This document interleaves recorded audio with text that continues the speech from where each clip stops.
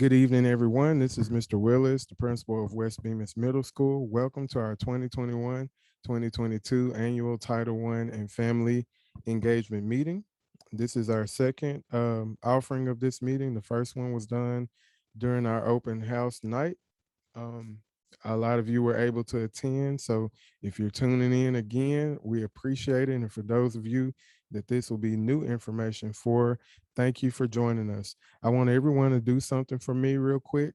Please send us a hello, a shout out, or something in our chat box.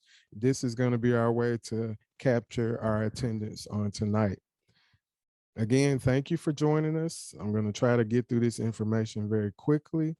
But if you have any questions, you can type them in the chat box or email us at the school.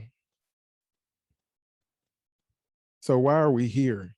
The Every Student Succeeds Act requires that each Title I school hold an annual meeting of Title I families in order to inform you of your school's participation in Title I, explain the requirements of Title I, and explain your rights as parents and family members to be involved. What will I learn? What is a Title I school? What are my rights? What can Title I funds be used for? How does our school use Title I funds? What is the SIP or the School Improvement Plan? What are our school-wide program goals? How is parent and family engagement funded? What is the parent and family engagement policy? What is the school parent compact? What curriculum does our school use? What tests will my child be taking? How can I be involved and how can I contact to help? What is a Title I school? Title I was passed in 1965 under the Elementary and Secondary Education Act. It is the largest federal assistance program for our nation's schools. Title I schools receive extra funding, Title I dollars, from the federal government. These dollars are used to identify students experiencing academic difficulties and provide assistance to help these students purchase additional staff, programs, materials, and or supplies, and the funds are used to conduct parent and family engagement meetings, such as the one we're having now, trainings, events, and or other activities. What are my rights?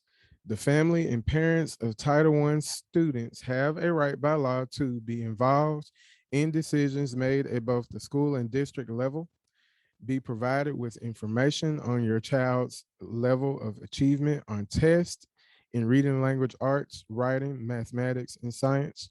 You have the right to request and receive information on the qualifications of your child's teacher and paraprofessionals who are working with your child from our district human capital office. And you have the right to request opportunities for regular meetings to formulate suggestions and to participate as appropriate in decisions about the education of your child. The school is required to respond to any such suggestions as soon as practically possible. What can Title I funds be used for? In general, Title I funds may be used for smaller class sizes, additional teachers and paraprofessionals, additional training for school staff, extra time for instruction, that means before or after school programs, parent and family engagement activities, and or a variety of supplemental teaching materials, equipment, and technology. How does our school use Title I funds?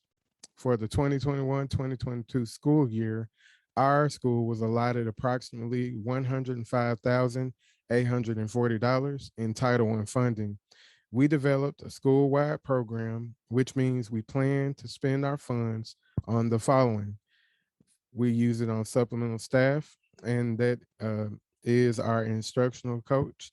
This position is occupied by Miss Sandra Spencer, and she does walkthroughs in classrooms and gives teacher feedback on how to improve their instructional practices.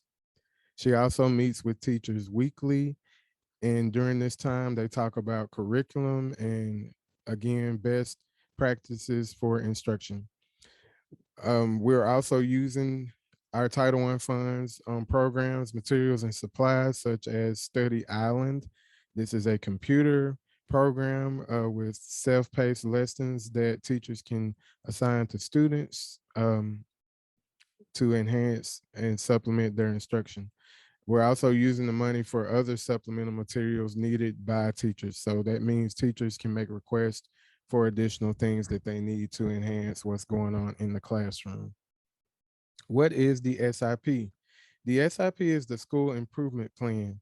It includes the identification of a school planning team and how they will be engaged in the planning process. It includes a needs assessment and summary of academic and non-academic data. It includes prioritized goals, strategies, and action steps to help address the academic and non-academic needs of our students. It includes teacher and staff professional development needs and budgets, the coordination of those resources. The school must include family representatives on our school planning team. And so we do have a team in place, and we have several family members from that represent from our student body. The school improvement plan actually was just completed and submitted.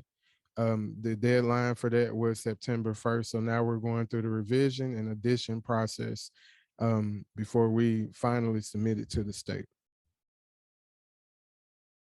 What are our school-wide program goals? So these are the goals that we identified in our school improvement plan that we're going to work on this school year. They are literacy, math, and system of support. So in literacy, we plan to raise our achievement score on the TA and Ready test. We're going to do the same thing in math.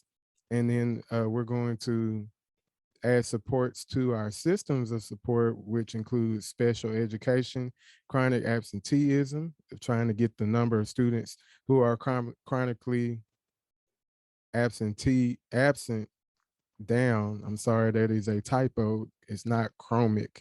It's supposed to be chronically absent. Sorry. And we're going to add supports for behavior and offer opportunities for more parental involvement, such as tonight. Okay.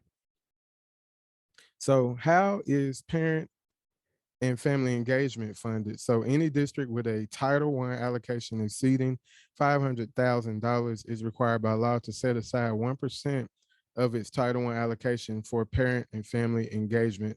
Of that 1%, 10% may be reserved at the district level for system-wide initiatives related to parent and family engagement. The remaining 90% must be allocated to all Title I schools in the district. You, as Title I parents and family members, have the right to be involved in how this money is spent. How is parent and family engagement funded for us? For the 2021-2022 school year, we received approximately $1,200 in parent and family engagement funding. We plan to use these funds for parent and family engagement meetings and events, materials, and supplies. What is a parent and family engagement policy? These plans address how the district and the school will implement the parent and family engagement requirements of ESSA. Components should include how parents and families can be involved in decision-making and activities, how parents and family engagement funds are used, how information and training will be provided to families, and how the school will build capacity in families and staff for strong family parent engagement. You, as Title I parent or family members, have the right to be involved in the development of these plans. What is a school parent compact? A school parent compact is a written commitment that outlines how the entire school community that is made up of teachers, families, and students will share the responsibility for improved academic achievement. The compact must describe how the school will provide high quality curriculum and instruction, hold parent teacher conferences annually in elementary schools and middle schools, and we just had those a couple of weeks ago. How we'll provide, well, last week, week before last, I'm sorry, how we'll provide parents with report cards on their child's progress, provide parents reasonable access to staff, provide parents opportunities to volunteer, and ensure regular two-way meaningful communication between family members and staff to the extent practicable in a language family members can understand. You, as a Title I parent or family member, have the right to be involved in the development of the compact. And for your information, the school parent compact and the family engagement policy, parent family engagement policy, can both be found on our West Bemis Information Hub, our school website, and you can receive a copy as well. What curriculum does our school use? In ELA, we use Learn Zillion. In math, we use Eureka Math, and we are required to teach the Tennessee Academic Standards.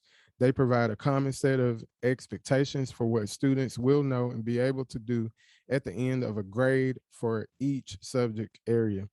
Tennessee's academic standards form the framework for everything taught. For more information about Tennessee's academic standards, you can see the website below. What test will your child be taking? So this year they'll be taking T and Ready, and we're finishing up Ames Web and our Ready testing right now. We should be done with those by the 14th, which is tomorrow.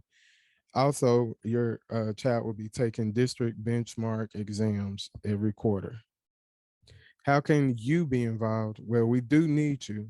Research has proven that family engagement in education has more impact on student achievement than any other factor. It don't matter the teacher, it don't matter the incentives.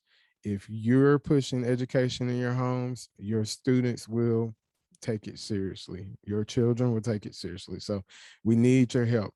To get involved with the SIP, which we've already, passed that. So we have people involved with that. But if you would like to be involved in the future, please let us know.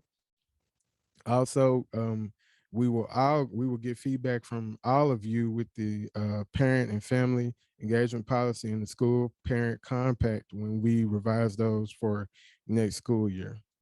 Who can you contact for help? Any of these individuals on the screen can be of service to you. Also, you can reach your child's teacher by calling the front office or looking at the staff directory on our school website or on the West Bemis Middle Info Hub. And that's the link to that.